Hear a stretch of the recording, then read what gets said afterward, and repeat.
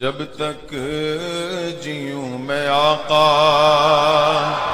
کوئی غم نہ پاس آئے، کوئی غم نہ پاس آئے۔ اور کھڑے ہو کے اس نے بھی سوال کیا، عرض کیا رسول اللہ سے، اینا مدخلی یا رسول اللہ، اے اللہ کے نبی میرا ٹھکانہ کیا ہے، کہاں جاؤں گا، میرا انجام کیا ہے؟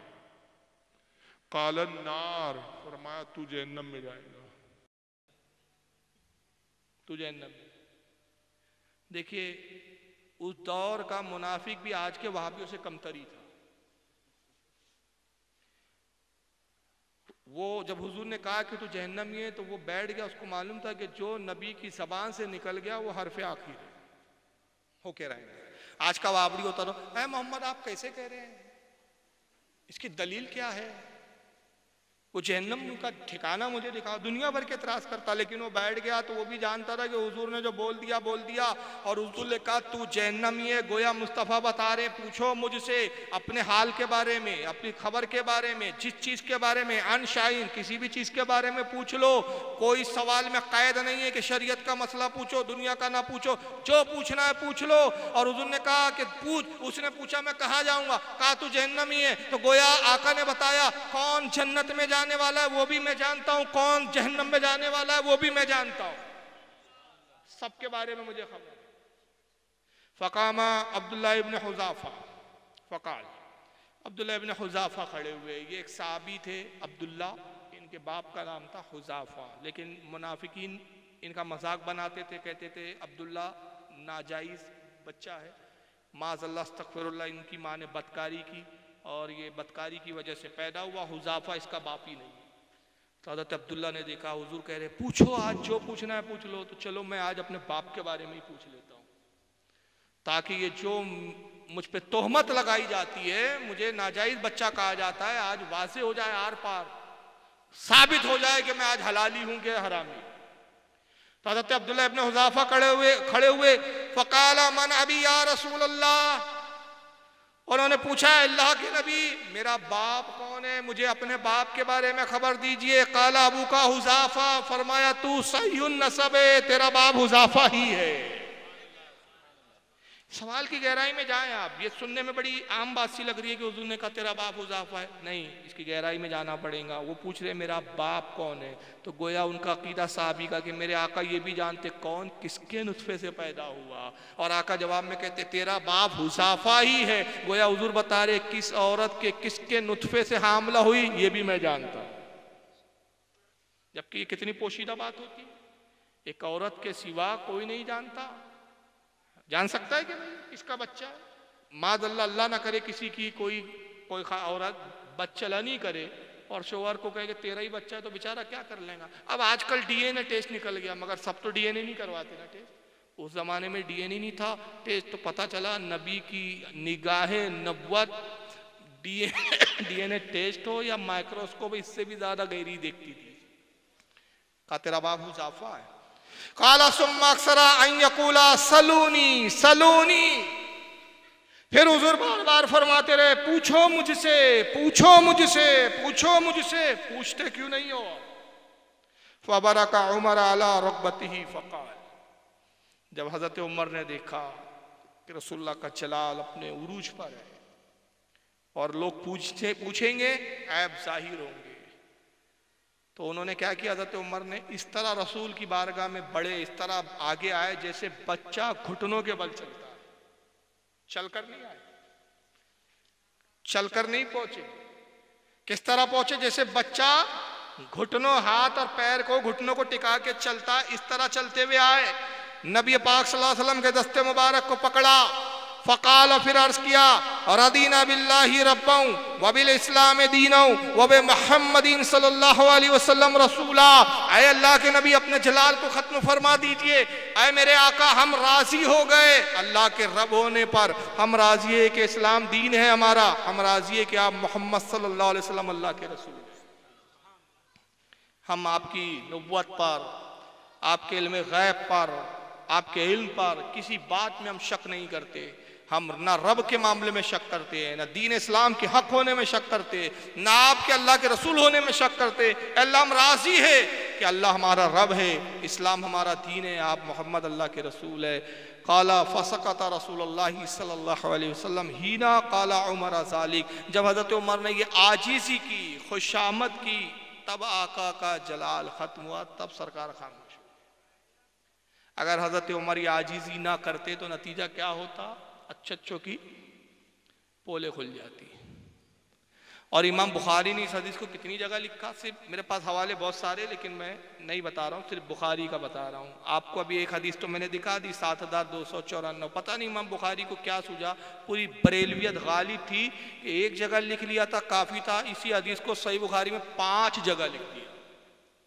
حدیث نمبر 93 پر بھی لایا، حدیث نمبر 540 پر بھی لکھا، حدیث نمبر 6362 پہ بھی لکھا، حدیث نمبر 7090 پہ بھی لکھا، 5 جگہ لا کے بتایا۔ لوگوں سمجھ لو میں غیر مقلد نہیں ہوں، میں ٹن ٹناٹن بریلوی ہوں،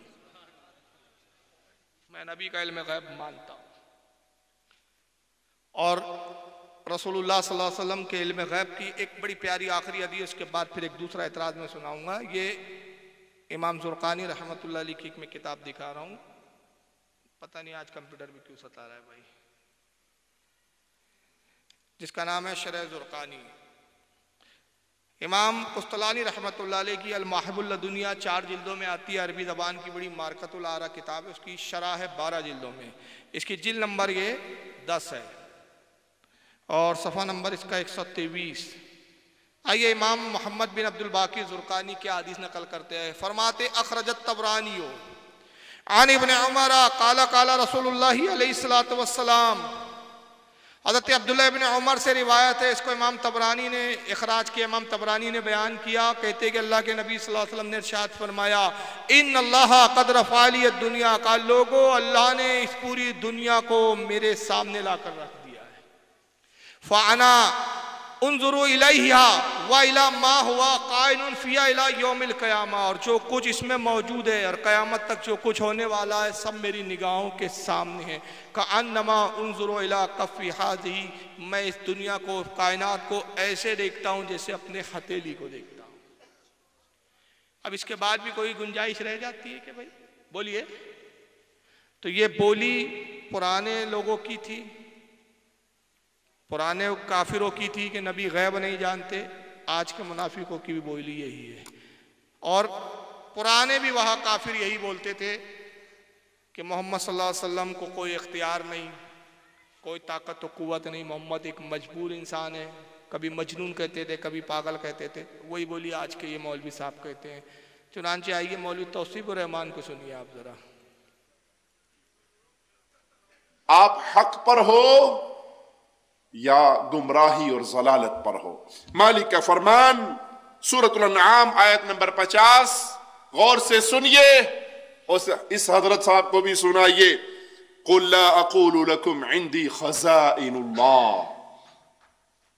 اے نبی آپ کہہ دیجئے میں یہ نہیں کہتا کہ میرے پاس اللہ کے خزانے ہیں، میں اللہ کے خزانوں کا مالک ہوں، میں یہ دعویٰ نہیں کرتا۔ جنت اللہ کی رحمت کا خزانہ ہے، محمد کریم صلی اللہ علیہ وسلم جنت کی طرف بلانے والے ہیں، جنت کا مالک اللہ ہے، جس کو چاہے عطا کر دے، جس کو چاہے اس سے محروم رکھے۔ اگر محمد کریم فدا ہو ابی و امی صلی اللہ علیہ وسلم جنت کے مالک ہوتے تو پیارے حبیب ابو طالب کی وفات پہ غمگین کیوں ہوئے؟ اس سال کو عام الحزن کیوں قرار دیا گیا؟ نبی تو جنت کے مالک تھے نا، کیوں کہا کہ ابو طالب کے سرہانے پر بیٹھ کے یا عمی قل لا الہ الا اللہ، چچا ایک بار ہی کلمہ پڑھ دے۔ ابو طالب کلمہ پڑھے یا نہ پڑھے، محمد کریم مالک ہے جنت کے، جس کو چاہے جنت دے، جس کو چاہے محروم کرے۔ یہ کیوں کہا چچا ایک بار میرے کان میں کہہ دو لا الہ الا اللہ، میں اللہ کے سامنے تمہارے اس لا الہ الا اللہ کے اقرار کو پیش کر کے تمہیں بخشوانے کی کوشش کروں گا۔ اللہ کے سامنے اس کلمہ کو دلیل بناؤں گا۔ پیارے حبیب اگر مالک ہوتے، مصطفیٰ علیہ السلام جنت کے مالک ہوتے، کیوں کہا اپنی لخت جگر فاطمہ کو میرے گھر سے جو جی چاہتا ہے لے لے، عمل کرنا رب نے پکڑ لیا تو محمد چھڑا نہ سکیں گے صلی اللہ علیہ وسلم۔ تین چار باتیں کی مولوی صاحب نے۔ پرانے منافق اور کافر بھی کیا کرتے تھے؟ نبی کی ذات میں کمی اور عیب کو تلاش کرتے تھے، اور آج کا وہابی بھی وہی کرتا ہے۔ بھائی اگر ایک شخص کے بارے میں آپ یہ کہیں، جیسے مثال کے طور پہ حضرت علامہ بیٹھے ہوئے ہیں، سید انصار صاحب بیٹھے ہیں، مولانا جیلانی صاحب، سید مولانا جیلانی صاحب بیٹھے ہیں، میں ان کی تعریف کرتے ہوئے کہوں کہ ماشاءاللہ یہ وہ ہمارے حضرت ہے کہ بہت علم رکھتے ہیں، تو بھائی یہ بھی خوش ہوں گے، ان کے چاہنے والے بھی خوش ہوں گے، ہے نا؟ میں کہوں بھائی اللہ کا فضل ہے کہ اللہ نے ان کو اتنا نوازا، یہ جس کو چاہے اس کو دے سکتے ہیں، یہ بھی نوازتے ہیں، خوش ہوں گے۔ اور میں کہوں ارے یہ تو بہت ہی ایک نمبر کے جاہل ہے، کچھ بھی آتا جاتا نہیں ان کو، یہ انتہائی بخیل ہے، ان کے پاس کچھ بھی نہیں ہے دینے کو۔ بتائیے یہ تعریف ہوئی کہ توہین؟ ہاں، یہ کیسے مسلمان ہیں جو نبی کے ماننے کا دعویٰ کرتے ہیں اور آقا میں کمیاں بتاتے ہیں؟ اس پر ایک حکایت یاد آ رہی ہے میرے کو۔ ایک مرتبہ، جانے دیجئے، خیر لمبا وقت ہو جائے گا کیونکہ ابھی پروگرام میں اور بہت ساری باتیں بتانا ہے، چھوڑی جانے اس کو ترک کرنا۔ انہوں نے بہرحال تین چار باتیں کی کہ نبی کریم صلی اللہ تعالی وسلم کو آپ جنت کا مالک کہتے ہیں۔ اعلیٰ حضرت نے فرمایا نا میں تو مالک ہی کہوں گا کہ ہو مالک کے حبیب، یعنی محبوب و محب میں نہیں میرا تیرا۔ اور حضور تاج الشریعہ بھی فرماتے ہیں جہاں بانی عطا کر دے، بھری جنت حبا کر دے، نبی مختار کل ہے جس کو جو چاہے عطا کر دے۔ پھر اعلیٰ حضرت ایک جگہ کہتے ہیں کہ تجھ سے اور جنت سے کیا مطلب، وہاں بھی دور ہو، ہم رسول اللہ کے، جنت رسول اللہ کی۔ تو وہابی جی کہتے ہیں نبی کہاں سے جنت کے مالک ہے؟ جنت کا مالک اللہ ہے۔ ہم نے کہا بے شک مالک حقیقی اللہ ہے، مگر اس نے اپنی عطا سے جنت رسول کو ہبا فرما دی۔ اب نبی جس کو چاہے جنت میں داخل کر سکتے۔ تو جواب میں کہتے ہیں نہیں دیکھو، اگر نبی جنت کے مالک ہوتے، جس کو چاہے جنت دے سکتے، تو اپنے چچا ابو طالب کو جنت میں کیوں نہیں ڈال دیا؟ ابو طالب کون تھے بھائی جانتے ہیں آپ؟ حضرت علی کے والد تھے، اور ان کے بارے میں جمہور کا اتفاق و اجماع یہ ہے کہ ان کا انتقال کفر پر ہوا۔ تب بھی تیرے ایمان کا ضامن ہوں۔ تو ابو طالب نے کہا کہ بھتیجے محمد، میں جانتا ہوں تیرا دین حق پر ہے، تو اللہ کا نبی ہے، لیکن اگر اس وقت میں نے کلمہ پڑھ لیا، اس موت کے وقت، تو اہل عرب مجھ پر عیب لگائیں گے، کہیں گے ابو طالب نے موت کی سختی سے گھبرا کر دین محمد کو قبول کر لیا، میں اپنے باپ داداؤں کے دین پر ہوں۔ انتقال ہو گیا، کفر پر انتقال ہوا۔ اور مسلم اور صحیح بخاری دونوں کتابوں میں ہے کہ آقا فرماتے ہیں کہ میں نے اپنے چچا کو گردن تک آگ میں ڈوبا ہوا دیکھا،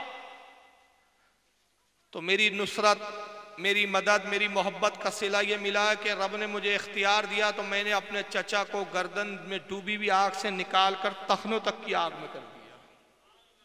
اختیار بھی بتایا آقا نے، یہ وہابڑے کو حدیث نہیں ملی۔ کہا جنت کیوں نہیں دے دی؟ چلیے بھائی رسول تو مالک نہیں ہے، آپ کے عقیدے کے مطابق نبی جنت نہیں دے سکتے، تو آپ کے عقیدے کے مطابق مالک کون ہے پھر؟ اللہ ہے نا؟ تو اللہ ابو طالب کو جنت کیوں نہیں دے رہا ہے؟ اور جب نبی کے چچا کو جنت نہیں دے رہا تو تیرے سے آنگرو پانگرو کو کیسے جنت دے دیں گا؟ بھائی نبی کے چچا کو نہیں دے سکتا وہ، تو کہہ دے یہاں کہ خدا بھی مجبور، وہ بھی جنت نہیں دے سکتا، وہ بھی جنت کا مالک نہیں۔ یہ جہالت کی بات ہوں گی۔ ابے جاہل زمانہ، مسئلہ یہ ہے کہ جنت کے لیے ایمان شرط ہے، اختیار تو بے شک ہے، جنت جس کو چاہے دے سکتے ہیں، لیکن شرط یہ ہے کہ اہل ایمان کو دیں گے۔ گناہ کتنے ہی لاؤ معاف کر دیے جائیں گے، معاف کرا دیے جائیں گے، لیکن اگر ایمان نہ ہو تو گناہوں کو معاف نہیں کیا جائے گا، ایمان نہ ہو تو جنت نہیں دی جائیں گے۔ تو شرط ایمان ہے۔ تو بے شک نبی پاک صلی اللہ علیہ وسلم جنت عطا فرماتے ہیں، لیکن شرط یہ ہے کہ ایمان ہو۔ اب اگر تیرے نزدیک رسول جب نہیں ہے تو پھر تو ایک ایسے کافر کا نام بتا دے کہ جو کفر پہ مرا اور اللہ اس کو جنت میں داخل کرے گا۔ ایک ایسے کافر کا نام بتا دے، نہیں بتا سکتا۔ کیونکہ رب کا ہی وعدہ ہے کہ جنت بے شک مجھے اختیار ہے، میں جس کو جو چاہوں دوں، لیکن میں کافر کو جنت نہیں دوں گا۔ تو جب خدا کافر کو جنت نہیں دیں گا تو مصطفیٰ کیسے کافر کو جنت دے سکتے؟ لیکن اگر ایمان ہو تو مصطفیٰ جنت دیتے ہیں۔ پھر انہوں نے دوسری جواب میں کہا کہ دیکھو اگر نبی مالک جنت ہوتے تو اپنی بیٹی فاطمہ سے کیوں کہتے بیٹی فاطمہ عمل کرنا، قیامت پہ پکڑی گئی میں محمد تجھے اللہ کے عذاب سے نہیں چھڑا سکوں گا۔ معاذ اللہ، استغفر اللہ۔ سب سے پہلی بات تو یہ ہے کہ یہ سوچ ان کی کیسی چاہلانہ ان وہابیوں کی کہ یہ تصور کرتے ہیں کہ حضرت فاطمہ بے عملی کریں گی اور بے عملی کے سبب پکڑی بھی جائیں گی اور نبی چھڑا نہ سکیں گے۔ ارے حضرت فاطمہ کو چھڑانے کی ضرورت نہیں ہے، خدا کی قسم فاطمہ کا تقدس تو وہ ہے کہ ان کی چادر اطہر کے ایک تار کے صدقے میں اللہ تعالیٰ جتنوں کو چاہیں گا بخش دیں گے، ایک چادر اطہر کے تار کے صدقے۔ اور ان کی شان تو یہ ہے کہ صحیح بخاری میں آقا فرماتے ہیں، حضرت عائشہ ام المومنین سے روایت ہے کہ جب رسول اللہ کا مرض الموت کا وقت آیا، انتقال کا وقت آیا تو حضرت فاطمہ حضور کی خدمت میں حاضر ہوئی، رسول اللہ کے سرانے بیٹھ گئی۔ آقا نے اشارے سے حضرت فاطمہ سے کہا اپنے کانوں کو میرے قریب لاؤ۔ حضرت فاطمہ نے اپنے کان حضور کے دہن مبارک منہ شریف کے قریب لائے، حضور نے آہستگی سے کچھ کہا، حضرت فاطمہ رونے لگی۔ پھر حضور نے کچھ دوسرا جملہ فرمایا، حضرت فاطمہ مسکرانے لگی۔ پھر حضور نے تیسرا جملہ فرمایا، حضرت فاطمہ خوشی کے ساتھ اٹھ گئی۔ حضرت عائشہ فرماتی ہے میں نے فاطمہ کو اپنے قریب کیا، کہا بیٹی فاطمہ کیا حضور نے ایسے تین باتیں کہی کہ تم پہلے رو رہی تھی، پھر مسکرا رہی تھی، پھر بڑی خوشی کے ساتھ تم وہاں سے اٹھی، گویا تم رسول سے راضی ہو گئی ہو، اے میری بیٹی فاطمہ بتاؤ۔ حضرت فاطمہ فرماتی ہے امی جان یہ اللہ کے رسول اور میرے درمیان میں ایک راز ہے، اور جب تک حضور ظاہری حیات میں موجود ہے اس راز کو میں ظاہر نہیں کر سکتا۔ حضرت عائشہ فرماتی ہے سرکار کا وصال ہو گیا، حضور کے وصال کے کچھ دنوں کے بعد میں نے پھر حضرت سیدہ فاطمہ کو اپنے قریب بلایا، کہا بیٹی فاطمہ اب تو وعدہ وفا کر لو، اب بتا دو حضور سے کیا بات ہوئی تھی۔ تو کہتی ہے امی جان سنیے، پہلی بار جو حضور نے کچھ کہا تھا بابا جان نے تو میں رو رہی تھی، تو رسول نے کہا بیٹی فاطمہ اب میرے انتقال کا وقت قریب آ گیا ہے، میں اپنے رب سے ملاقات کے لیے جانے والا ہوں، تو میں رونے لگی کہ حضور جدا ہو رہے ہیں۔ پھر حضور نے کہا اے بیٹی فاطمہ غم نہ کرو، میرے اہل بیت میں میرے خاندان میں سب سے پہلے تم مجھ سے ملاقات کروں گی۔ دیکھیں یہ بھی علم غیب کی خبریں ہیں۔ تو میں مسکرانے لگی کہ یہ تو بڑی اس سے بہتر کیا بشارت ہوگی کہ میں سرکار سے سب سے پہلے ملاقات کروں۔ اور تیسری مرتبہ حضور نے جملہ کہا جس پر میں راضی ہو کر خوشی کے ساتھ اٹھی، تو امام بخاری نے لکھا، بہت بخاری کرتے ہو منوسوں کا بھی بخاری، عشق میں محبت میں ڈوب کے پڑھ بھی لیا کرو۔ تو کیا کہتی حضرت عائشہ، آقا نے تیسری بار میں کہا یا فاطمہ الا ترضین ان تکونی سیدتا نساء هذه الامہ، اے فاطمہ کیا تو اس پر راضی نہیں کہ اللہ نے اس امت کی تمام عورتوں کا، جنتی عورتوں کا تجھے سردار بنا دیا ہے، تو اس پر راضی نہیں؟ تو میں راضی ہو گئی، کہا یا رسول اللہ میں راضی ہوں۔ تو جو جنتی عورتوں کی سردار بنا دی گئی ہو وہ پکڑی جائیں گی اور حضور کہیں گے میں بچا نہیں سکتا، یہ کتنا بدترین عقیدہ ہے یار۔ اور جب ایسے وہابیوں کے عقیدے بتاؤ، یہاں میں ابھی تھوڑا سا ایک بات ذہن میں آ رہی ہے، تو وہابی اپنے عقیدے باطل عقیدے کو چھپانے کے لیے کیسی مکاری کرتے، کہتے دیکھیں صاحب اس زمانے میں آپ یہ سب وہابی سنی کی باتیں کرتے ہو، دیکھ نہیں رہے بی جے پی کی حکومت ہے، یوگی جی کتنا ظلم کر رہے ہیں مسلمانوں پہ، مودی صاحب کتنا پریشان کر رہے ہیں مسلمانوں پہ، کتنے مسلمانوں کے برے حالات ہیں، صومالیہ کا حال دیکھیے، سیریا کے حالات کتنے نازک ہے، افغانستان کے حالات کتنے نازک ہے، صاحب دنیا کے ہر جگہ مسلمان پریشان ہیں، اور آپ وہاں بھی سنی کر رہے ہیں۔ میں نے کہا اچھا صاحب یہ حالات ایسے بدتر ہو کیوں رہے ہیں، اس پہ بھی تو غور کرو۔ پہلے مسلمانوں کے ساتھ ایسے حالات نہیں تھے، مسلمان تو وہ تھے جس ملک میں قدم رکھتے ملک فتح کر لیا کرتے تھے۔ آج ایسی کیا منوسیت چھائی کہ یہ جہاں جا رہے ہیں ذلیل و خوار ہو رہے ہیں، تو اس لیے ہو رہے ہیں کہ کل تک وہ اپنے آقا کی محبت میں سرشار ہوتے تھے، نبی کے گستاخوں کو برداشت نہیں کرتے تھے، آج جب نبی کی گستاخی کرنے لگے اور مسلمانوں کا ایک طبقہ ان کی گستاخی کو سننے کے بعد اس کو گوارا کرنے لگا، یہ اللہ کا عذاب مسلط ہو گیا کہ ہم ذلیل و خوار ہو رہے ہیں۔ اور دوسری یہ دھوکہ دھڑی کیوں کرتے ہو؟ جماعتیں تم چلا رہے ہو، تبلیغی جماعت تمہاری چل رہی ہے، غیر مقلدوں کی جماعت چل رہی ہے، تمہاری تقریریں نیٹوں پر آ رہی ہے، تمہارے خبیث ملا بک بک کر رہے ہیں بھونک رہے کتے کی طرح، مگر جیسی ہمارا عالم جواب دے تو حالات نازک ہے. تو یہ حالات سیاست کے خراب ہے کہ مذہبی خراب ہے؟ یہ سیاسی حالات خراب ہے. تو سیاست سے مذہب کا کیا تعلق بھائی جی؟ بھائی یوگی جی بول رہے ہیں کہ دیکھو تم وہاں بھی سنی بہت کر رہے ہو اس لیے میں ظلم کر رہا ہوں. یوگی نے بولا کہ میں اس لیے سب قانونی نئے نئے لا رہا ہوں، میں 3 طلاق کا میٹر لایا کورٹ میں، صاحب میں مدرسوں پہ بین کر رہا ہوں اس لیے کہ تم بہت وہاں بھی سنی کرتے ہو. ارے ان لوگوں کو وہاں بھی سننے سے کیا مطلب؟ ان کے نزدیک تو دونوں مسلمان ہیں. تو یہ حالات سیاسی خراب ہے نہ کہ مذہبی حالات کی خرابی تو یہ ہے کہ تم بدعقیدگی پھیلا رہے ہو. اگر تم بدعقیدگی پھیلاؤ گے تو پھر ہماری ذمہ داری ہے کہ ہم بدعقیدگی کا رد کریں، اور اگر ہم رد نہیں کریں گے تو قیامت پہ رب تبارک و تعالیٰ کی بارگاہ میں ہماری پوچھ ہوگی. تو یہ سب دھوکہ دڑی کی باتیں کرتے ہیں. ان کا مولوی بھوک رہا ہے کہ محمد جنت نہیں دے سکتے، جنت کے مالک، اور جیسی آپ جواب دینے بیٹھے کہ نہیں حضور تو مالک جنت ہے. حالات خراب ہے. یہ مکاری نہیں تو گردن اس خبیث کی پکڑو نا کہ جب حالات خراب ہے تو سعودیہ سے تقریر کر کے بھوک رہا ہے اسی کے اندر بیٹھ کے. تجھے معلوم ہے جب ہندوستان اور پاکستان کے حالات خراب ہے تو یہ موضوع کیوں چھیڑ رہا ہے؟ اور اگر اس موضوع کو چھیڑنے کا اتنا شوق ہے تو نامردوں کی طرح ہجڑوں کی طرح 10x10 کے دڑبوں میں کیوں اذان دیتے ہو؟ ہمت کرو سامنے بیٹھ کے مناظرہ کرو. مناظرے تم کرتے نہیں ہو. وہ تمہارے یو پی کا ایک جاہل گوار ذلیل انسان جس نے تو بے غیرتی میں ریکارڈ توڑ دیا، مولوی جرجیس،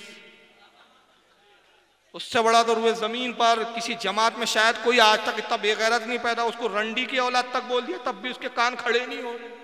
قبول کرتا، بولتا ہاں میں رنڈی کی اولاد ہوں. غوث پاک کی تم توہین کر رہے ہو. میں اس کی ایک ویڈیو دکھاؤں گا آپ کو بھی کہ یہ توہین تم کر رہے ہو، اور جب ہم جواب دیں تو حالات خراب ہے. یہ مکاری چھوڑو. تم نے مکاریوں میں تو عبداللہ ابن ابی اور ابو جہل کو بھی پیچھے چھوڑ دیا، اور جواب تو ہم خدا کی قسم قرآن و حدیث سے دے رہے ہیں. تم تو نبی کی گستاخی کے لیے کوئی دلیل نہیں دے، بے دلیل باتیں کر رہے ہو. تم نے کہا نبی مالک جنت نہیں ہے، تجھ میں دھمک ہوتی تو ایک روایت ایک حدیث پڑھ کے سناتا کہ حضور نے کہا میں جنت کا اختیار نہیں رکھتا. لیکن ہم حدیث پڑھ رہے کہ رسول نے اپنی بیٹی فاطمہ کو جنتی عورتوں کی سردار بنا دیا. اور یہی نہیں، آئیے یہ حدیث پاک دیکھیے کہ آقا نے مالک جنت کیسے اللہ نے آقا کو بنایا. یہ مشکات شریف کی میں حدیث آپ کے سامنے پیش کر رہا ہوں، اور یہ حدیث پاک پھر بہت ساری حدیثوں کی کتابوں میں انشاءاللہ میں بہت سارے حوالے پیش کروں گا آپ کے سامنے. مشکات شریف کتاب احوال القیامہ و بد الخلق، یہ کتاب کا نام ہے. اس میں باب الحوضی و شفاعتی، حدیث نمبر 5603، مشکات کی حدیث نمبر 5603.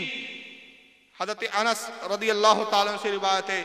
صاحب مشکات کہتے وعن انس قال قال رسول اللہ صلی اللہ علیہ وسلم ان اللہ عز وجل وعدانی ان يدخل الجنت من امتی 400,000 بلا حساب. حضرت انس کہتے ہیں کہ آقا صلی اللہ تعالی وسلم صحابہ کے درمیان ایک موقع پہ کھڑے ہوئے، ارشاد فرمایا اے لوگو اللہ نے مجھ سے وعدہ کر لیا ہے، رب نے مجھ سے وعدہ فرما لیا ہے کہ اے میرے حبیب تیری امت کے 4 لاکھ لوگوں کو بغیر حساب و کتاب کے جنت میں داخل کر دوں گا.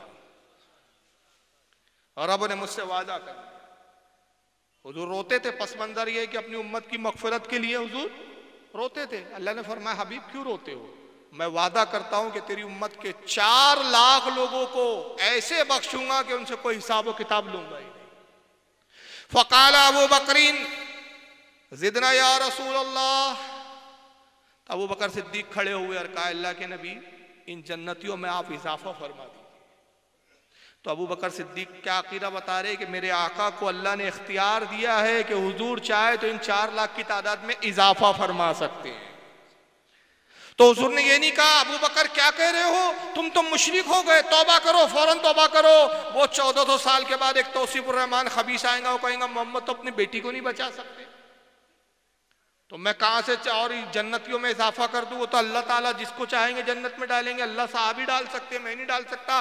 یہ نہیں کہا، بلکہ کیا کہا؟ حدیث کے الفاظ سنیے، قال وہکذا فاصا بکفیہ وجمعہما، اور نبی نے اپنے دونوں ہاتھوں کو یوں ملایا، پیالے کی شکل میں بنایا، لب بنایا۔ یہ اس طرح جو میں آپ کو اشارہ کر کے بتا رہا ہوں، حالانکہ یہ بے ادبی ہے، آقا کے ہاتھ کا ہمارے ہاتھ کا، لیکن میں سمجھانے کے لیے نہ کروں گا تو آپ سمجھو گے نہیں۔ سرکار نے اس طرح لب بنایا اور اشارے سے فرمایا، لو 4 لاکھ میں نے اپنی طرف سے بڑھا دی۔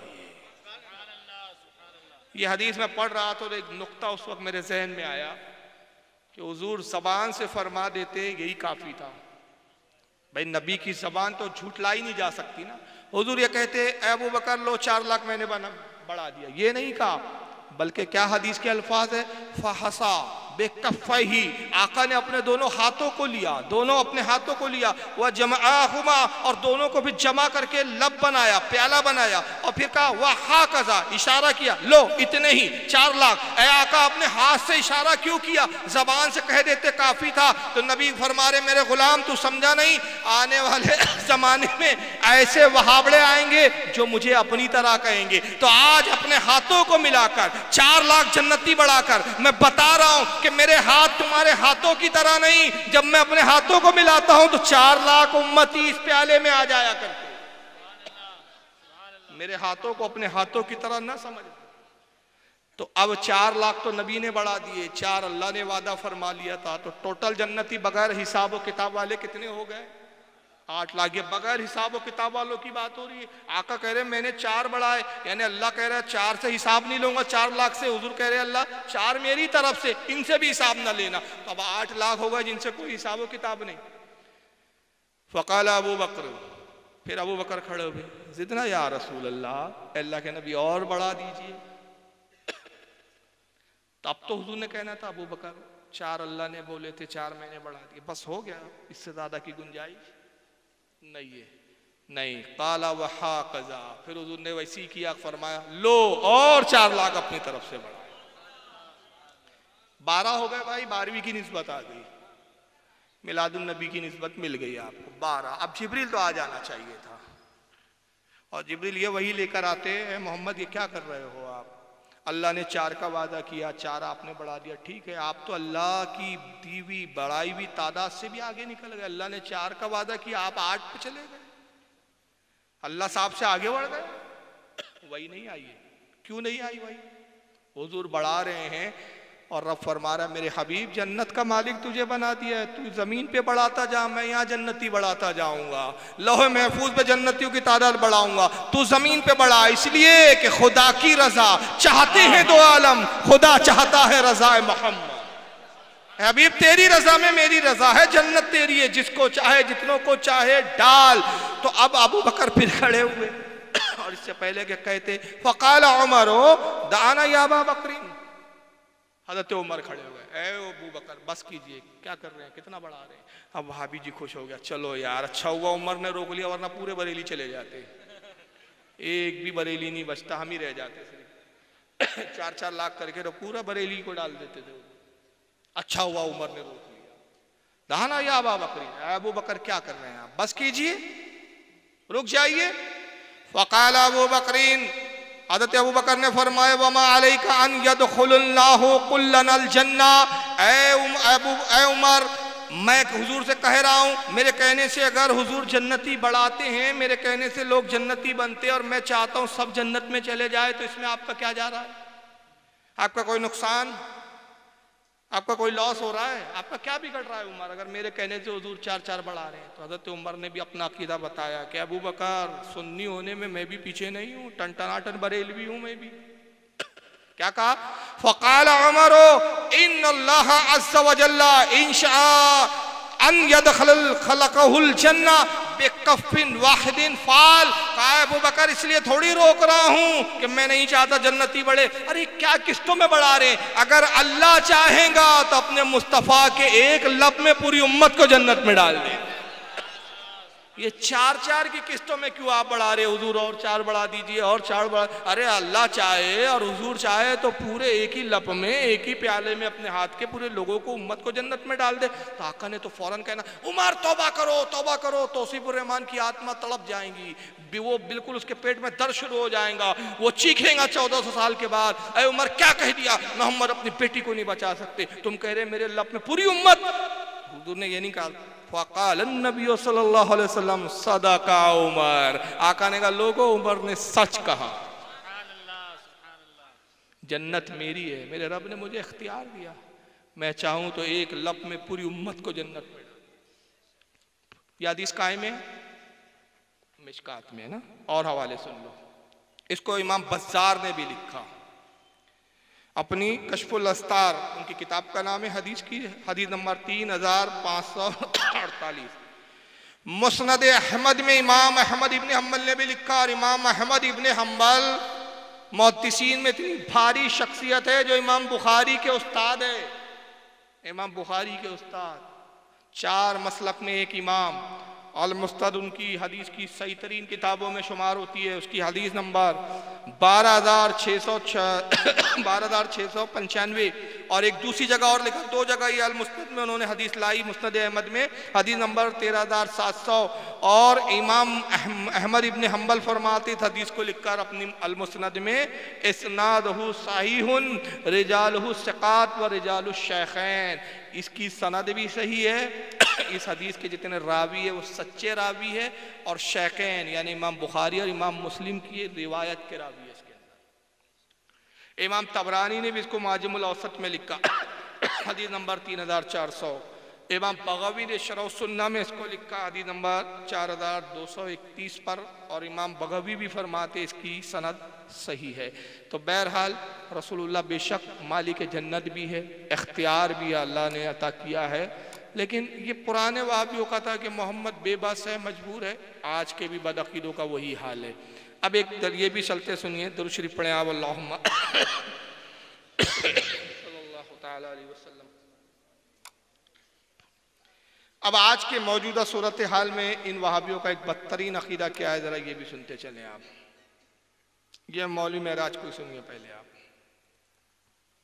اللہ کے نبی مر گئے، اللہ کے نبی مر گئے، قبر اللہ کے نبی بولو، اور جو یہ عقیدہ نہ رکھے وہ کافر ہے، اس لیے کہ ابو بکر صدیق کا یہ بیان ہے کہ نبی کریم صلی اللہ علیہ وسلم مر چکے ہیں، حضرت عمر کا بیان ہے کہ نبی مر چکے ہیں، عثمان غنی کا عقیدہ ہے کہ نبی مر چکے ہیں، علی کا عقیدہ ہے کہ نبی مر چکے ہیں، فاطمہ عائشہ ازواج مطہرات کا یہ عقیدہ ہے کہ نبی کریم صلی اللہ علیہ وسلم وفات پا چکے ہیں، نبی کریم صلی اللہ علیہ وسلم زندہ بولو، جو زندہ مانے وہ کافر ہے، جو زندہ مانے وہ کون ہے؟ وہ مسلمان نہیں ہے۔ کہ ہم پر الزام لگاتے ہیں کہ بریلوی جس کو چاہے کافر کہتے ہیں، لیکن کفر کی بھٹیاں تو ان کیا ہیں، اور یہ ان عقیدوں پہ کفر کے فتوے دیتے ہیں۔ یاد رکھیے ہم انہیں کافر کیوں کہتے ہیں؟ کسی حدیث کے انکار پر نہیں کہتے، اس بنیاد پر نہیں کہتے کہ یہ رفع دین کرتے تو ہم کہتے تم کافر ہو، ہم کہتے ٹھیک ہے بھائی حدیث میں رفع دین بھی ہے، اگرچہ وہ منسوخ ہے، لیکن چلو تم منسوخ حدیث پر ہی صحیح، عمل تو حدیث پہ کر رہے ہو۔ یہ آمین زور سے بولتے اس لیے ہم ان پہ کفر کا فتویٰ نہیں لگاتے، ہم کفر کا فتویٰ ان پہ کس بنیاد پہ لگاتے؟ رسول اللہ کی گستاخی کی بنیاد پر۔ اور یہ ہمیں کس بات پہ کافر کہتے؟ ہم حدیث کو مانتے، عقل کو نہیں مانتے۔ اب انہوں نے عقل کی بات لائی، کہا کہ نبی کریم صلی اللہ علیہ وسلم زندہ نہیں ہے، مر گئے۔ ابو بکر صدیق کا یہی عقیدہ ہے، حضرت عمر کا یہ عقیدہ ہے، حدیث دلیل کچھ نہیں، بس لوگوں پہ امپریشن ڈال دیا کہ دیکھو صاحب ابو بکر کا بھی یہی عقیدہ ہے۔ ارے بھائی کس حدیث میں کہ ابو بکر نے کہا نبی مردہ ہے، مر گئے، ختم ہو گئے؟ کس حدیث میں کہ حضرت عمر نے کہا ہو کہ رسول اللہ مر گئے، ختم ہو گئے، فنا ہو گئے؟ کسی حدیث میں کوئی دلیل نہیں۔ ابو بکر کا عقیدہ ہے، عثمان غنی کا عقیدہ ہے، حضرت عائشہ کا عقیدہ، سب کے نام لے لیے صاحب، اور روایت کسی کے بارے میں نہیں بتائی، اور کہا کہ نبی کو جو زندہ مانے وہ کافر ہے۔ اب ان مولوی صاحب کو بھی سن لیجیے، ان کا نام فصیح الدین حیدرآبادی ہے، شاید ان کو آپ نہیں جانتے لیکن انٹرنیٹ پر ہے یہ، ان کو بھی سنیے۔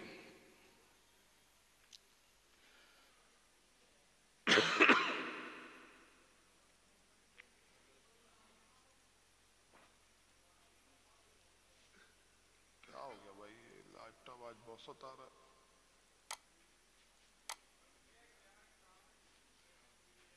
मेरे नबी मोहम्मद अरबी सल्लल्लाहु अलैहि वसल्लम अपने आप को शिफा नहीं दे सकते। नबी सल्लल्लाहु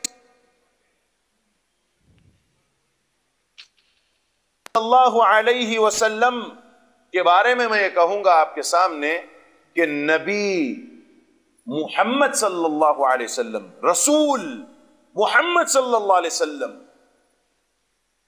उनकी कब्र मुबारक में जिंदा नहीं है। जब हमारे नबी मोहम्मद सल्लल्लाहु अलैहि वसल्लम उनकी कब्र मुबारक में जिंदा नहीं है, तो फिर दूसरे उम्मती जिंदा है, फिर कैसे जिंदा हो सकते? नहीं है। सूरह नहल सूरा नंबर 16 आयत नंबर 20 और 21, वल्लज़ीना यदऊन मिन दूनिल्लाहि ला यख़्लुक़ून शैअन व हुम युख़्लक़ून अमवातुन गैरु अहयाइ व मा यशऊरून अय्याना युबअसून। और जो लोग जाके पुकारते हैं ऐसों को, वो कुछ भी नहीं पैदा कर सकते बल्कि पैदा किए गए हैं। मारे घुटना फूटे आंख इसको बोलते हैं। नबी जिंदा नहीं है और आयत कौन सी पढ़ रहे हैं? वो काफिरों वाली जो बुतों के बारे में आई, कि जिसमें अल्लाह फरमा रहा है कि ये अल्लाह को छोड़कर जिनको पुकारते हैं ये खुद कोई चीज पैदा नहीं कर सकते, बल्कि इनका हाल क्या है कि ये खुद पैदा किए गए। ये बुतों के बारे में आई और उसको कहाँ फिट कर रहे हैं? कहीं की ईंट, कहीं का रोड़ा, भानमती ने कुंभा जोड़ा। वो इनकी हालत है। ला कहाँ से, कहीं की भी ईंट लाया, कहीं का भी रोड़ा आया और भानमती ने कुंभा बना लिया अपना। भानमती जी ये वो बुतों के बारे में आई है, इससे रसूलुल्लाह की हयात का कोई ताल्लुक नहीं है। लेकिन अब देखिए वहाबियों में पेंदे नहीं है साहब, बड़ी कंफ्यूज जमात है ये। और शायद इसलिए कंफ्यूज है कि ये अपने वालिद के बारे में कंफ्यूज रहते हैं, इसलिए जमात भी सब कंफ्यूज का शिकार है पूरी। अभी आप दो मौलवी साहब को सुने जिन्होंने कहा कुफ्र है नबी को जिंदा मानना, काफिर है जो नबी को जिंदा माने। अब यही बात तक़वतुल ईमान में मौलवी इस्माइल देहलवी साहब ने लिखी थी, आइए जरा वो भी देख लीजिए पहले।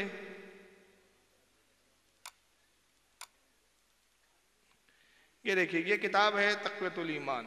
एक मिनट, ये नहीं, ये है।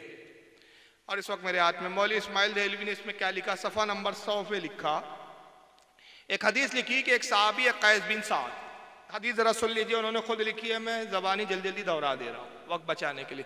कैस बिन साद कहते हैं कि मैं हियारा शहर गया, एक शहर, तो वहाँ मैंने देखा लोग अपने राजा को सजदा करते हैं।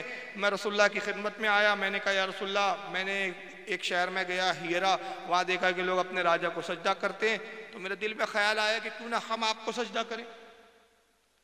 आका ने फरमाया अगर तू मेरी कब्र पर आए तो क्या मेरी कब्र को सजदा करेगा? कहा या रसूलुल्लाह आपकी कब्र को सजदा नहीं करूंगा। तो उन्होंने फरमाया फिर मेरी कब्र को सजदा मत कर। हदीस यहाँ मुकम्मल हो गई। अरबी में जो मतन है, मिशकात का हवाला है, वो यहीं खत्म हो गई। फ़क़ाल अली अरअयता लौ मररता बेक़ब्री आकुंता तस्जुदु लहू। तो आका ने इरशाद फरमाया कि अगर तू मेरी कब्र को देखे तो क्या मेरी कब्र को सजदा करेगा? कुल्तु ला। उन्होंने कहा नहीं या रसूलुल्लाह आपकी कब्र को सजदा नहीं करूंगा। फ़क़ाल ला तफ़अलू। हुज़ूर ने कहा फिर ऐसा मत कर, मेरी कब्र को सजदा मत कर। ये अरबी भी ख़त्म, तर्जुमा भी ख़त्म, लेकिन मौलवी साहब को तो गुस्ताखी करनी थी, तो अपनी तरफ से जुमले बढ़ाए और कहा कि यानी मैं भी, यानी हुजूर कह रहे हैं कि यानी मैं भी एक दिन मरकर मिट्टी में मिलने वाला हूं। तो कब सजदे के लायक? सजदा तो उसी पाक ज़ात के लिए है जो कभी ना मरे। अब 150-200 साल होने को आए, तकरीबन पौने 200 साल हो गए। 200 साल से हमारे उलमा सिर्फ एक मुतालबा कर रहे हैं, छोटा सा। और मुतालबा क्या कर रहे हैं कि भाई मौलवी साहब ने, मौलवी इस्माइल देहलवी आपके बहुत बड़े अल्लामा है, और इस किताब को आप मानते हैं कुरान के बाद सबसे अफजल किताब, बेहतरीन किताब, घर में रखना, इसका इस्लाम पढ़ना, इस्लाम ऐन इस्लाम। ये किताब में उन्होंने लिखा कि नबी ने कहा मैं भी मरकर मिट्टी में मिलने वाला हूँ। तो ये किस हदीस में है? वो हदीस की किताब हमें दिखा दो। ये मुतालबा गलत है क्या भाई? हाँ, अरे भाई आपके मौलाना ने लिखा तो किसी हदीस में होगा ना, तो वो कौन सी हदीस में लिखा है कि हुजूर ने कहा मैं मरकर मिट्टी में मिलने वाला हूँ, मैं भी मरकर मिट्टी में मिल जाऊंगा तो मैं सजदे के लायक नहीं हूँ? ये तो हम भी मानते हैं कि हुजूर को सजदा नहीं किया जा सकता, अल्लाह के अलावा किसी को सजदा जायज नहीं। इबादत का सजदा हो तो कुफ्र है और ताजीम का सजदा हो तो हराम है। ये तो हमारा भी अकीदा है। ہمارے علماء بھی کہتے کہ اگر تعظیم کی نیت سے بھی کسی قبر کو یا کسی زندہ انسان کو سجدہ کریں گا تو حرام ہے، اور خدا سمجھ کے کریں گا معاذ اللہ، حالانکہ کوئی سمجھتا نہیں لیکن کوئی بدبخت خدا سمجھ کے معبود سمجھ کے سجدہ کرے تو کافر ہے، مشرک ہے۔ تو سجدے پہ تو بحث ہماری ہے نہیں آپ سے۔ یہ کون سی حدیث میں آئے کہ نبی نے کہا میں مر کر مٹی میں ملنے والا ہوں؟ تو آپ وہ کتاب دکھا دیجئے۔ 150 پونے 200 سال سے ہم مطالبہ کر رہے ہیں مگر آج تک وہ کتاب دکھائی نہیں گئی۔ کیوں؟ ان کے مولوی صاحب نے جھوٹ بول دیا، لیکن وہ جھوٹ آج تک چھپتے چلے آ رہا ہے۔ اب ہوا یہ بڑی ایک عجیب بات ہے، بڑی اچھی بات، آپ سنیں ذرا غور سے۔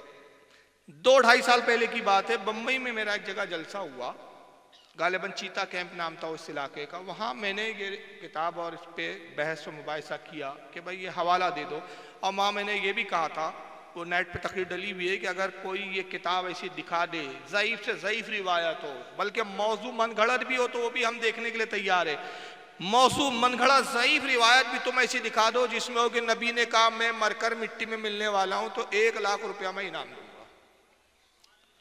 تو اب وہ تقریر کی بڑی چرچا ہوئی وہابیوں میں، تو انہوں نے اپنے اس دور کے بہت بڑے علامہ ہندوستان کے مانے جاتے ان کو بلایا کہ صاحب اس کا جواب دینا ہے۔ اب وہ جواب دینے آئے، ان کا نام ہے مولوی جلال الدین قاسمی۔ جواب کیا دیا انہوں نے، ذرا جواب سنیے۔ ایک صاحب نے یہ کہا کہ شاہ اسماعیل شہید نے اپنی کتاب کے اندر یہ لکھ دیا ہے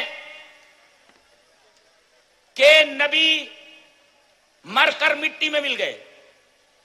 یہ ہمارا اہل حدیثوں کا عقیدہ نہیں ہے، یہ شاہ اسماعیل کا عقیدہ ہوگا۔ یہ ہمارا اہل حدیثوں کا عقیدہ نہیں ہے، یہ شاہ اسماعیل کا عقیدہ ہوگا، ہمارا عقیدہ نہیں ہے۔ ہمارا عقیدہ کیا ہے؟ آؤ میں بتاتا ہوں۔ اس لیے کہ ہم حدیث کو مانتے ہیں۔ جو کیا جواب دیا؟ جواب سمجھ میں آیا آپ کے؟ ایک صاحب نے اعتراض کیا، وہ صاحب کون ہے؟ فاروق رضا۔ نام نہیں لیا کیونکہ فاروق نام لینے سے شیطان کو ڈر لگتا ہے۔ ایک صاحب نے یہ اعتراض کیا کہ شاہ اسماعیل شہید نے، ان کو شہید بھی کہتے بالا کوٹ میں یہ شہید ہو گئے تھے لڑتے لڑتے، شہید نہیں ہوئے تھے، ان کو پٹھانوں نے ٹھوک ڈالا تھا جم کے۔ اور میں بڑا شکر ادا کرتا ہوں کہ وہ میرے ہی جد اعلیٰ تھے، ہمارے ہی خاندان، اسی نسب سے ہوں میں الحمدللہ، یوسف زئی پٹھان، جنہوں نے ٹھوکا تھا اس کو۔ تو پٹھانوں نے ٹھوکا تھا، یہ آئے تھے پٹھانوں کے خلاف لڑنے انگریزوں کے فیور میں، اور ان کو لگ دیا لقب شہید۔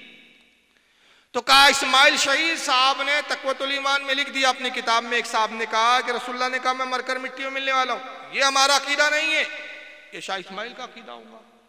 ہمارا عقیدہ وہ ہے جو حدیث میں پتہ چلا کہ وقت آنے پر یہ جماعت اپنے باپ کا بھی انکار کر دیتی ہے۔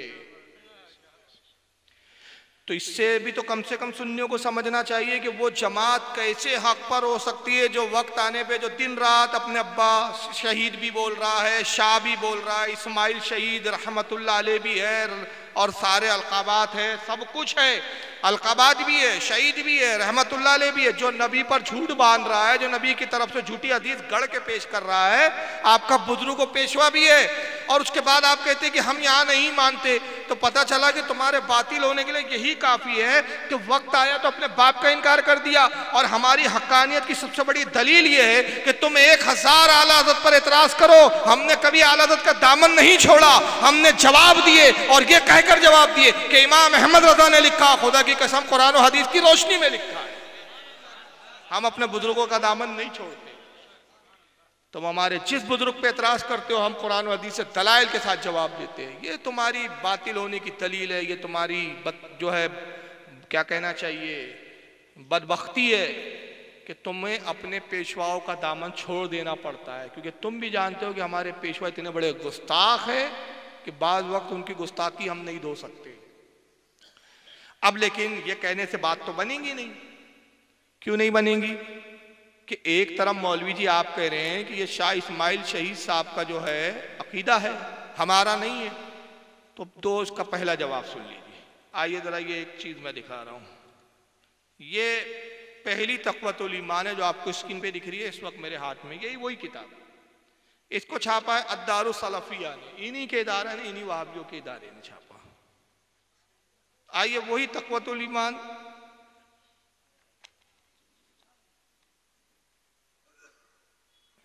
یہ ہندی زبان میں، اس کو بھی الدار السلفیہ والوں نے چھاپا ہے۔ ایسا کیوں دکھ رہا ہے؟ دیکھیے تیسری تقویت الایمان، اس کو دارالعلم بمبئی والوں نے چھاپا ہے، اور حد تو یہ ہے یہ بھی ایک تقویت الایمان، یہ ادھر نیچے رہ گئی۔ بہرحال اس کو دارالکتاب دہلی والوں نے چھاپا، یہ بھی موجود ہے یہاں ٹیبل پہ نیچے ہے، یہ دیکھ لیجیے۔ 4-5 تو میں بھی ساتھی میں لے کے گھوم رہا ہوں، یہ ہے۔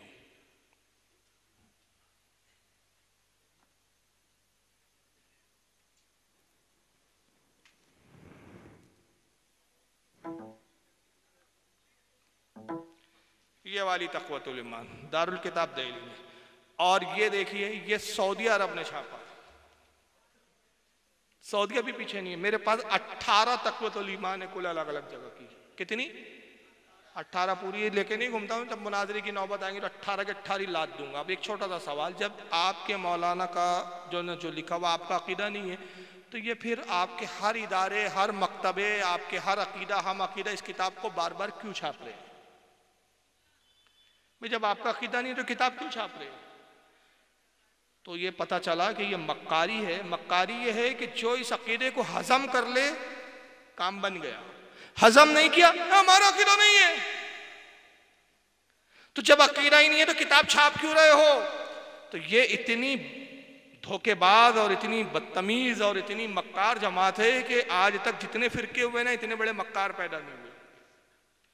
لیکن بہرحال یہ تو ان کا عقیدہ ہے کہ نبی کریم صلی اللہ علیہ وسلم مر کر مٹی میں مل گئے، جیسے کہ 2 نمونوں کو آپ سن بھی چکے، ایک فصیح الدین حیدرآبادی کو آپ نے سنا، دوسرے ایک مولوی صاحب کو سنا۔ ابھی ان کو بھی سن لیجئے، ان کا بھی نام بڑا عجیب ہے، سنیے ان کو۔ مرنے کے بعد زندگی صرف آخرت کی ہے کہتے ہیں، اور مسلمانوں میں ایک گروہ بزرگان دین اور اولیاء، ان کا نام ہے جاوید احمد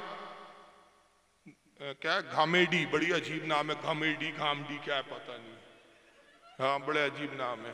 یہ بھی انہی کے، سب انہی کے ایک ہی تالی کے چٹے بٹے۔ اب سنیے ان سے ایک سوال ہو رہا ہے، کی حیات کا قائل ہے، کیا تمام اپنی انبیاء اپنی قبول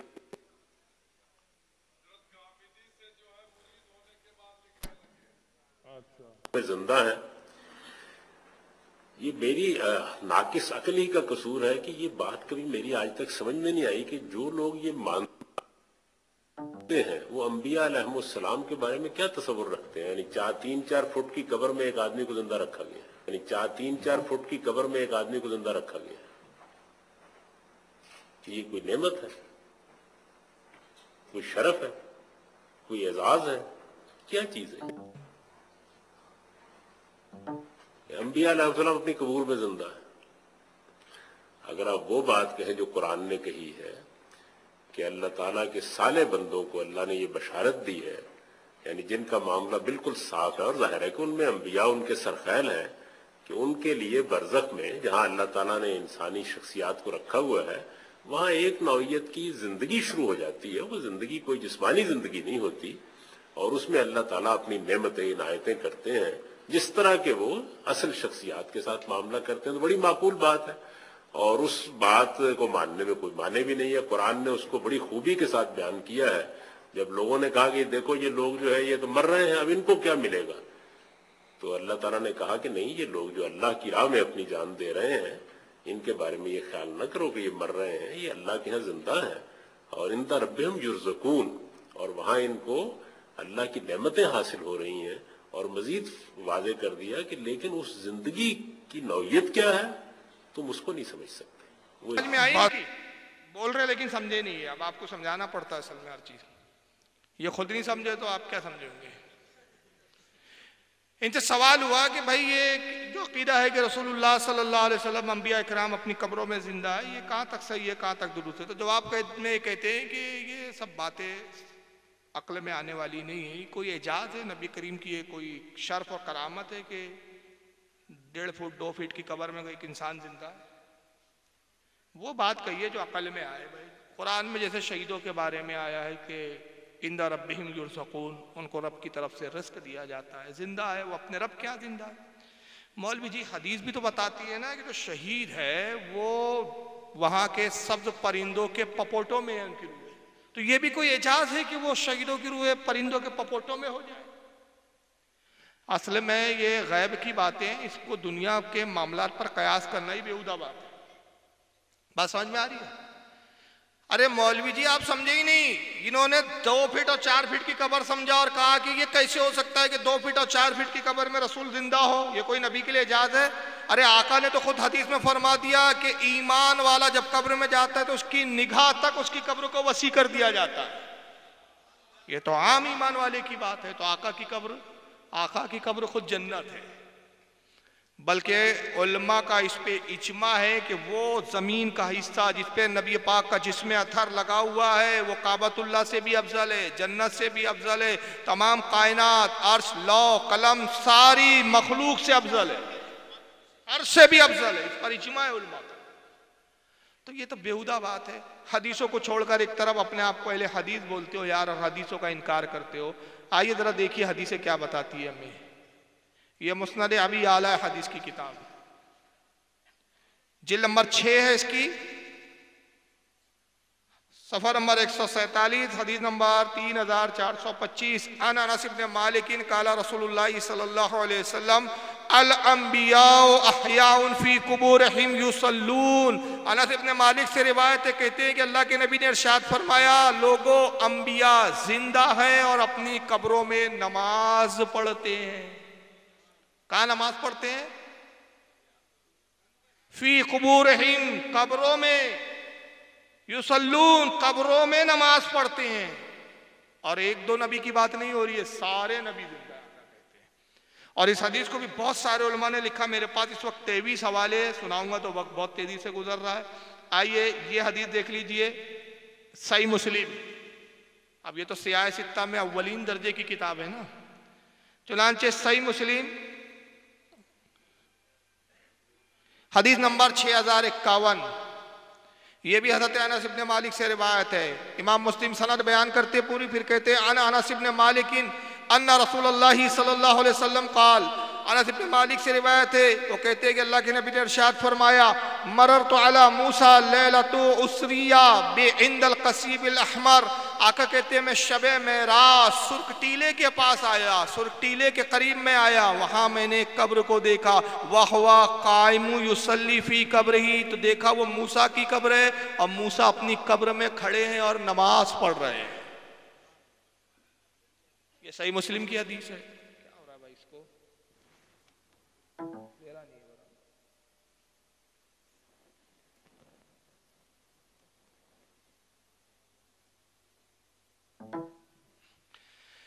ये सही मुस्लिम की हदीस ये भी बता रही है कि मूसा जिंदा है, कब्र में खड़े नमाज पढ़ते हुए देखा आका ने। तो जब मूसा अलैहिस्सलाम जिंदा है तो बताइए रसूलुल्लाह सल्लल्लाहु अलैहि वसल्लम कितने बड़े जिंदा होंगे। सुनाने इब्ने माजा, ये भी देख लीजिए, ये बड़ी प्यारी हदीस है। सुनाने इब्ने माजा, ये भी सियाह सित्ता में, किताबुल जनाइस, बाब जिक्र वफातिही व दफनही, नबी करीम सल्लल्लाहु अलैहि वसल्लम की वफात और आपके दफन का बयान। हदीस नंबर 1637। अन अबी दरदा रदियल्लाहु ताला अन्हु काला काला रसूलुल्लाह सल्लल्लाहु अलैहि वसल्लम। हज़रत अबू दरदा से रिवायत है, अबू दरदा कहते हैं नबी करीम सल्लल्लाहु अलैहि वसल्लम ने इरशाद फरमाया, अक्सरुस सलाता अलैया यौमिल जुमुआ। आका ने कहा लोगों जुमे के दिन कसरत के साथ मुझ पर दुरूद पढ़ा करो। जुमे के दिन मुझ पर खूब खूब दुरूद पढ़ो। रोजाना तो पढ़ना ही चाहिए, लेकिन जुमे के दिन खास तौर से खूब कसरत के साथ दुरूद पढ़ो। फ़इन्नहु मशहूदुन तशहुदुल मलाइका, कि ये वो दिन है जिस दिन बड़ी तादाद में, बड़ी कसीर जमात में फरिश्ते मेरी बारगाह में हाजिर होते हैं। जुमे के दिन मेरी कब्र पर ज़ियारत के लिए कौन आते हैं? फरिश्ते। और रोजाना कितने फरिश्ते आते हैं? 70,000 सुबह और 70,000 शाम। और इसको किसने लिखा? इमाम दारमी ने अपनी सुनन में लिखा, जो इमाम बुखारी इमाम मुस्लिम के उस्ताद है। 70,000 सुबह आते हैं, 70,000 शाम। बाबड़ा बोलता है कब्र पे जाना शिरक। तो सारे फरिश्ते आके क्या मुशरिक बनने आते हैं क्या? कितने बड़े पागल आदमी है ये लोग। आका खुद अपनी कब्र पे बुलाते हैं और कहते हैं मन सारा कब्री वजबत लहू शफाती, जो मेरी कब्र की जियारत करे उस पर मेरी शफात वाजिब हो गई। तो मुशरिक पे शफात वाजिब होती है क्या? लेकिन ये अजीब वहाबियों का अकीदा है। किस किस अकीदे पे बात करे यार। इनका हाल ये है कि पूरा जिस्म इनका फोड़े वाला है, कहाँ कहाँ मरहम रखे जाए। तो अबू दरदा कहते कि आका ने कहा जुम्मे के दिन, आका ने कहा खूब दुरूद पढ़ो, इसलिए कि जुम्मे के दिन ये फरिश्ते ज्यादा तादाद में आते। فَإِنَّ أَحَدًا لَنْ يُصَلِّيَ عَلَيَّ إِلَّا أُرِدْتُ عَلَيَّ صَلَاتُهُ حَتَّى يَفْرُغُوا مِنْهَا۔ آقا نے فرمایا کہ جب تم میں سے کوئی شخص مجھ پر درود پڑھتا ہے، یہ درود مجھ تک پہنچایا جاتا رہتا ہے، یہ درود مجھ تک آتا رہتا ہے، یہاں تک کہ پڑھنے والا اس سے فارغ ہو جائے۔ قَالَ قُلْتُ بَعْدَ الْمَوْتِ، تو صحابہ نے عرض کیا اللہ کے نبی درود آپ کو پہنچتا ہے، فرشتے آتے ہیں آپ کے پاس، آپ درود سنتے ہیں، جب تک پڑھنے والا کہیں سے بھی درود پڑھے آپ سنتے ہیں، حضور موت کے بعد بھی؟ جب تو آپ انتقال ہو جائیں گا تو پھر آپ درود کیسے سنیں گے؟ درود آپ تک کیسے پہنچیں گا؟ قَالَ وَبَعْدَ الْمَوْتِ، آقا نے کہا ہاں میری موت کے بعد بھی درود پڑھنا، اس لیے اِنَّ اللَّهَ حَرَّمَ عَلَى الْأَرْضِ أَن تَأْكُلَ أَجْسَادِ الْأَنْبِيَاءِ عَلَيْهِمُ السَّلَامِ، اس لیے کہ اللہ نے زمین پر حرام کر دیا کہ وہ نبیوں کے جسموں کو کھائے۔ فَنَبِيُّ اللَّهِ حَيٌّ يُرْزَقُ، انبیاء اپنی قبروں میں زندہ ہوتے اور ان کو رزق بھی دیا جاتا ہے۔ یہ حدیثوں کو چھوڑ کے اب جاہل کو مانے، تو یہ ان کے عقیدے جو ہے نا خدا کی قسم قرآن و حدیث سے نہیں ہے۔ اب موسیٰ علیہ السلام کی ایک حدیث آپ نے سنی تھی نا ابھی، پھر ایک بار میں دہرا دوں، وہ حدیث پاک کیا تھی کہ آقا کہتے مررتو علی قبر موسیٰ، وہ تفصیل تیری میں اس کو شارٹ پڑھ رہا ہوں، مررتو علی قبر موسیٰ وہو قائم یصلی، میں موسیٰ کی قبر پر آیا، میں نے دیکھا موسیٰ اپنی قبر میں کیا کر رہے ہیں؟ بولو، نماز پڑھ رہے ہیں۔ لفظ کون سا آیا؟ صلی، صلاۃ سے لفظ بنا ہے۔ وہابڑوں کے پیٹ میں درد ہو گیا، ارے یار نبی نماز پڑھ رہے تھے، حضور کی حیا ثابت ہوئی، کیسے کرنا؟ اپنا عقیدہ تو یہ ہے اسماعیل دہلوی والا نبی مر کر مٹی میں مل گئے۔ تو ایک مولوی نے کیا کہا، ذرا جواب سنیے ان کا، بڑے عجیب عجیب لاتے خبیث۔ آج کی نشست میں ہمارا سب سے پہلا سوال شیخ سے ہے کہ کیا انبیاء علیہم السلام اپنے قبروں میں زندہ ہیں اور وہ نماز پڑھتے ہیں؟ ایک حدیث اس معنی کی مسلم شریف میں اور دیگر کتابوں میں آتی ہے، الانبیاء احیاء فی قبورہم۔ ایک حدیث میں رسول اکرم صلی اللہ علیہ وسلم نے ارشاد فرمایا کہ میں جب معراج کی شب میں گیا تو میں نے دیکھا حضرت موسیٰ علیہ السلام اپنی قبر میں نماز پڑھ رہے ہیں۔ عام طور پر یہی ترجمہ اس کا کیا جاتا ہے، انبیاء کرام اپنی قبروں میں زندہ ہیں اور نماز پڑھتے ہیں۔ نماز پڑھتے ہیں یہ ترجمہ کیا یصلون کا، اور جن لوگوں نے یہ ترجمہ کیا وہ زیادہ تر مشہور ہو گیا ہے اور سارے لوگ یہی ترجمہ کرتے ہیں۔ یہ بھول جاتے ہیں کہ یصلون کا ترجمہ یہی ہو، یہ متعین ہو، ایسا نہیں ہے، کیونکہ صلاۃ کے معنی دعا کے ہیں عربی میں، تو سارے لوگ یہی ترجمہ کرتے ہیں۔ یہ بھول جاتے ہیں کہ یصلون کا ترجمہ یہی ہو، یہ متعین ہو، ایسا نہیں ہے، کیونکہ صلاۃ کے معنی دعا کے ہیں عربی میں۔ تو حضرت موسیٰ علیہ السلام کو رسول اکرم صلی اللہ علیہ وسلم نے دیکھا کہ دعا مانگ رہے ہیں۔ انبیاء کرام اپنی قبروں میں دعا مانگتے ہیں۔ یصلی کا مطلب ایسے ہی نماز پڑھتے ہیں۔